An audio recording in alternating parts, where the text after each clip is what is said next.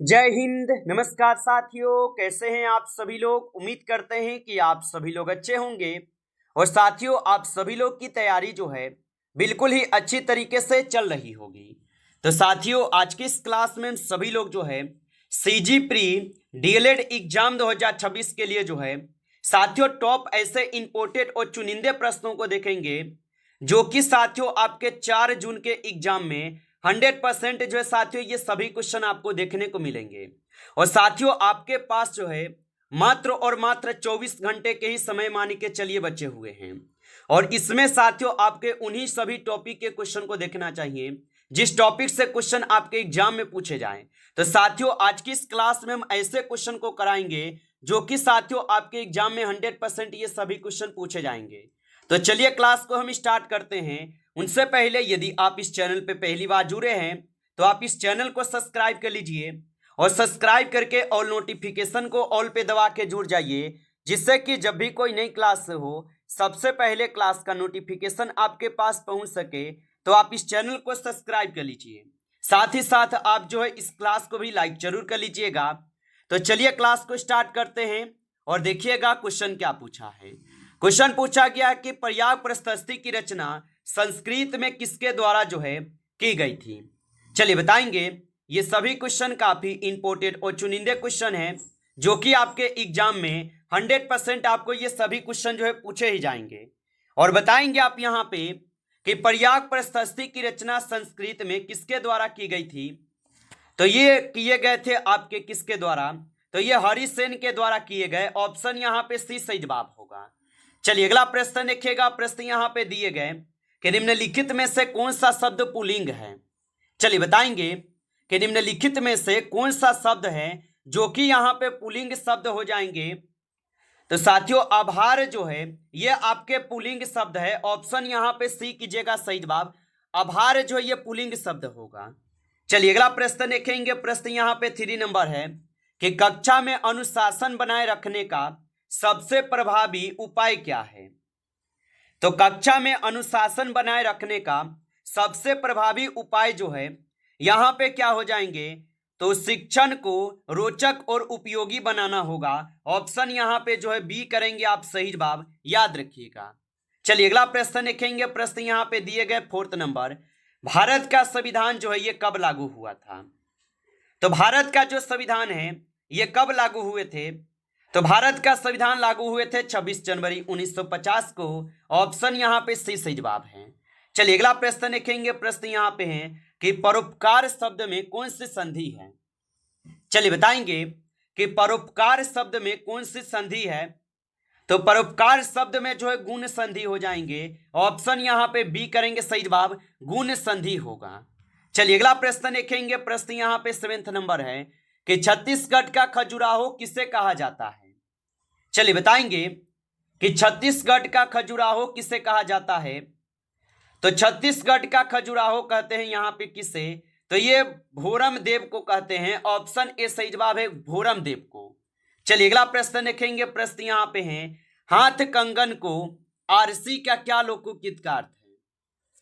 तो हाथ कंगन को आरसी लोकोकित का अर्थ क्या होगा। तो इसका अर्थ होता है प्रत्यक्ष को प्रमाण की आवश्यकता नहीं। ऑप्शन यहाँ पे जो है बी करेंगे आप सही जवाब, याद रखेंगे। अगला प्रश्न यहाँ पे दिए गए 9 नंबर, और प्रश्न क्या पूछा है कि राष्ट्रीय शिक्षा नीति 2020 में 5+3+3 4 संरचना में 5 का अर्थ क्या है। तो इसका अर्थ हो जाएंगे यहाँ पे बुनियादी। ऑप्शन यहाँ पे जो है सी करेंगे आप सही जवाब, बुनियादी अवस्था। चलिए अगला प्रश्न देखेंगे। प्रश्न यहाँ पे 10 नंबर है कि रिकेट्स रोग किस विटामिन की कमी के कारण जो है होता है। तो रिकेट्स रोग किस विटामिन की कमी से होता है। तो रिकेट्स रोग जो है ये विटामिन डी की कमी से होते हैं। ऑप्शन यहाँ पे डी सही जवाब है, विटामिन डी की कमी से होते हैं। चलिए अगला प्रश्न देखिएगा। प्रश्न यहाँ पे पूछे गए कि अंधेर नगरी नाटक के रचयिता जो है कौन है। तो अंधेर नगरी नाटक के रचयिता जो है यहाँ पे मोहन राकेश होगा। ऑप्शन डी कीजिएगा सही जवाब, मोहन राकेश हो जाएंगे। चलिए अगला प्रश्न देखिएगा। प्रश्न पूछा है कि यदि कोई छात्र कक्षा में पिछड़ रहा है तो शिक्षक को क्या करना चाहिए। तो यदि कोई छात्र कक्षा में पिछड़ रहा है तो शिक्षक को क्या करना चाहिए? तो पिछड़ने के कारणों को जानकर उपचारणात्मक शिक्षण देना चाहिए। ऑप्शन यहाँ पे सी सही जवाब होगा। चलिए अगला प्रश्न देखेंगे। प्रश्न यहाँ पे 30 नंबर है कि इलाहाबाद की संधि 1765 किसके बीच जो है हुई थी? तो इलाहाबाद की संधि 1765 किनके बीच हुई थी? तो ये हुए थे किनके बीच? तो ये हुए थे आपके अंग्रेज और शाह आलम द्वितीय के बीच। ऑप्शन यहाँ पे बी सही जवाब है, अंग्रेज और शाह आलम द्वितीय के बीच। चलिए अगला प्रश्न देखेंगे। प्रश्न है कि शुद्ध वाक्य का चयन कीजिए। चलिए बताएंगे कि शुद्ध वाक्य का चयन कीजिए। तो यहाँ पे इस क्वेश्चन का सही जवाब क्या होगा? तो उसने रोटी खाई। ऑप्शन यहाँ पे बी जो है बिल्कुल यहाँ पे आपका सही जवाब होगा। चलिए अगला प्रश्न देखिएगा। प्रश्न यहाँ पे क्या पूछा है? प्रश्न पूछा है कि किंडरगार्टनर शिक्षा पद्धति के जन्मदाता जो है कौन है? तो किंडरगार्टनर शिक्षा पद्धति के जन्मदाता कौन है?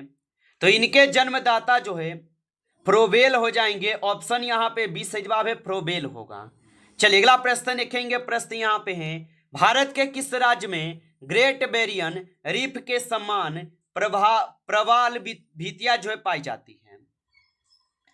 तो भारत के किस राज्य में ग्रेट बैरियर रीफ के समान प्रवाल भित्तियां जो है पाई जाती है? तो ये हो जाएंगे लक्षद्वीप। ऑप्शन यहाँ पे सी सही जवाब है। चलिए अगला प्रश्न देखेंगे। प्रश्न यहाँ पे है कि कमल का पर्यायवाची शब्द है। चलिए बताएंगे आप कि कमल का पर्यायवाची शब्द क्या होगा? तो कमल का पर्यायवाची शब्द जो है यहाँ पे पुंडरीक हो जाएंगे। ऑप्शन यहाँ पे बी करेंगे सही जवाब। चलिए अगला प्रश्न देखिएगा। प्रश्न यहाँ पे क्या पूछे गए?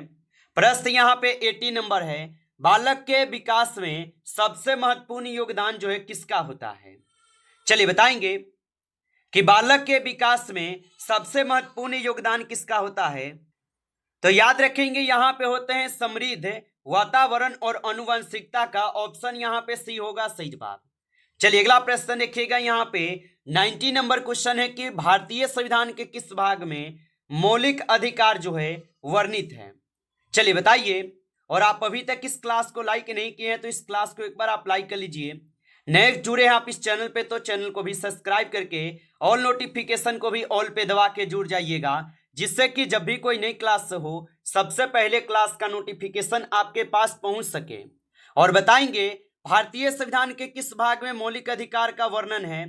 तो ये होंगे आपके भाग 3 में। ऑप्शन यहाँ पे सी सही जवाब होगा, भाग 3 में है। चलिए अगला प्रश्न देखेंगे। प्रश्न यहाँ पे है चौराहा शब्द में जो है कौन सा समास है? तो चौराहा शब्द में कौन सा समास हो जाएगा? तो चौराहा में जो है द्विगु समास है। ऑप्शन यहाँ पे सी सही जवाब होगा, द्विगु समास हो जाएंगे। चलिए अगला प्रश्न देखिएगा। प्रश्न यहाँ पे पूछा है 21 नंबर कि एक शिक्षक के रूप में आप छात्रों में आत्मविश्वास कैसे जगाएंगे? तो एक शिक्षक के रूप में आप छात्रों में आत्मविश्वास कैसे जगाएंगे? तो इनमें जगाएंगे उन्हें सफलता के अवसर प्रदान करके। ऑप्शन यहाँ पे जो है सी सही जवाब होगा, याद रखेंगे। चलिए अगला प्रश्न देखेंगे। प्रश्न है कि ओजोन परत के क्षरण के लिए मुख्य रूप से उत्तरदायी गैस है। तो ओजोन परत के क्षरण के लिए मुख्य रूप से उत्तरदायी गैस कौन सी हो जाएगा? तो यहाँ पे इस क्वेश्चन का सही जवाब ऑप्शन सी है, CFC होगा। ऑप्शन सी सही जवाब है। चलिए अगला प्रश्न देखिएगा। प्रश्न पूछा है यथेष्ट का सही विलोम शब्द है। तो यथेष्ट का सही विलोम शब्द क्या होगा? तो इसका विलोम शब्द कम हो जाएंगे। ऑप्शन बी करेंगे सही जवाब, कम हो जाएंगे। आगे देखिए अगला प्रश्न यहाँ पे दिए गए शिक्षण की खोज विधि के प्रतिपादक जो है कौन है? तो याद रखेंगे कि शिक्षण के खोज विधि के प्रतिपादक जो है यहाँ पे हो जाएंगे आप सभी लोग का आर्मस्ट्रांग। ऑप्शन ए यहाँ पे सही जवाब होगा। चलिए अगला प्रश्न देखेंगे भाषा का सबसे दक्षिणतम बिंदु जो है कौन सा है? तो भाषा का सबसे दक्षिणतम बिंदु कौन सा होगा? तो यहाँ पे हो जाएंगे इंदिरा पॉइंट। ऑप्शन सी सही जवाब है, इंदिरा पॉइंट हो जाएंगे। चलिए अगला प्रश्न देखिएगा। प्रश्न है कि गायक शब्द का सही संधि विच्छेद है। तो गायक शब्द का सही संधि विच्छेद जो है यहाँ पे हो जाएंगे आप सभी लोगों का कौन से? तो यहाँ पे इस क्वेश्चन का सही जवाब ऑप्शन बी कीजिएगा। चलिए अगला प्रश्न देखेंगे। प्रश्न यहाँ पे है यदि छात्र आपकी बात नहीं समझ पा रहे तो आप क्या करेंगे? तो यदि छात्र आपकी बात नहीं समझ पा रहे तो आप जो है यहाँ पे अन्य शिक्षण विधियों और उदाहरणों का प्रयोग करेंगे। ऑप्शन यहाँ पे सी सही जवाब हो जाएंगे। आप अच्छे से इनको याद रखेंगे। चलिए अगला प्रश्न देखिएगा। प्रश्न पूछा है 28 नंबर कि पानीपत का द्वितीय युद्ध 1556 किनके बीच जो है हुआ था। तो पानीपत का जो द्वितीय युद्ध है 1556 किनके बीच हुआ था? तो ये हुए थे आपके अकबर और हेमू के बीच। ऑप्शन यहाँ पे बी सही जवाब है, अकबर और हेमू के बीच। अगला प्रश्न देखेंगे। प्रश्न यहाँ पे है कि जो बहुत बोलता है वाक्यांश के लिए एक शब्द है। तो जो बहुत बोलता है उनके लिए वाक्यांश के लिए एक शब्द जो है वाचाल हो जाएंगे। ऑप्शन ए करेंगे सही जवाब, वाचाल हो जाएंगे। चलिए अगला प्रश्न देखेंगे। प्रश्न पूछा है कि शिक्षण प्रक्रिया में श्याम पट्ट का सबसे अच्छा उपयोग किस लिए होता है? तो शिक्षण प्रक्रिया में श्याम पट्ट का सबसे अच्छा उपयोग किस लिए होता है? तो ये होते हैं आपके मुख्य बिंदुओं को स्पष्ट करने के लिए। ऑप्शन यहाँ पे बी सही जवाब है, मुख्य बिंदुओं को स्पष्ट करने के लिए। चलिए अगला प्रश्न देखेंगे। मानव शरीर की सबसे बड़ी ग्रंथि कौन सी है?